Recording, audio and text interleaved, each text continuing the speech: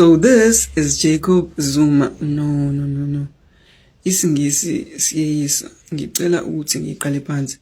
Namhlanje ngizokhuluma ngomkhulu uJacob Zuma. I-Head of Intelligence ye-ANC, i-Deputy Secretary General ye-ANC, i-former Minister of Home Affairs, i-Deputy President ye-South Africa from 1999 kuze kube 2005. But umkhulu uJacob Zuma unfortunately had a problem. Umlando wa Mr. Jacob Zuma, umlando wamkhulu Zuma uqala from way back, besalwa against the apartheid government, besalwa against amabhunu nabelungu ukuthi bayeke ukucindezela abantu abamnyama. Eventually abelungu namabhunu baphuma from ipower, kwangena umkhulu uMandela, and then umkhulu uMandela ngokuhamba kwesikhathi wayeka ube president, kwangena umkhulu uThabo Mbeki, and then umkhulu uThabo Mbeki wa-appointa or wakhetha uMr. Jacob Zuma, umkhulu uZuma ukuthi abe deputy president.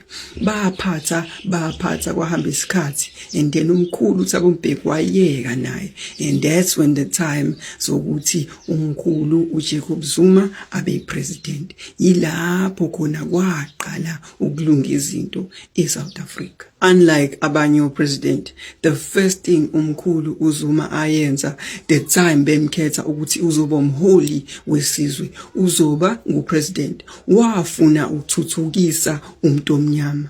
uJacob Zuma waqala i-IDP project. Le project, it is an infrastructure development project. La khona wakhipha imali engango 20 billion yaya towards ekwakheni imigaqo, yaya towards ekulungiseni ojaji betimela, yaya towards ekwakheleni abantu abahluphekayo imizi, ngoba wengafuni ukuthi kube khona umuntu omnyama ohlala kumuzi ongekho right. Loyo 20 billion wavula amathuba omsebenzi amaningi for abantu abamnyama, waxosha ikati eziko for imndeni eminingi.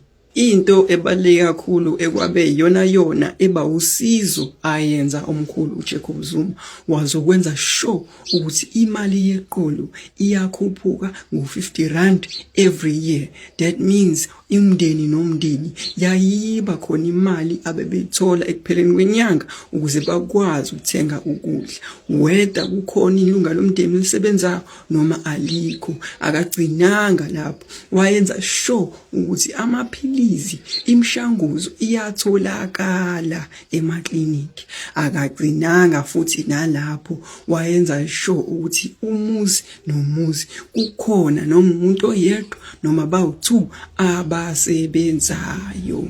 Umkhulu uZuma wadlala iqhaza elikhulu ekutheni ukuthi sixhumane namanye amazwe. Wakwazi ukusifaka kwi-BRICS. I-BRICS, it is iBrazil, iRussia, iIndia neSouth Africa. Sazwana nalamazwe, saqala sashintshisana ngemnotho. Ngisho namanje esemdala umkhulu Jacob Zuma, kodwa i-impact ayenza in each and every person in South Africa yenza ukuthi simthande, yenza ukuthi wabekwa as the greatest president South Africa has ever had.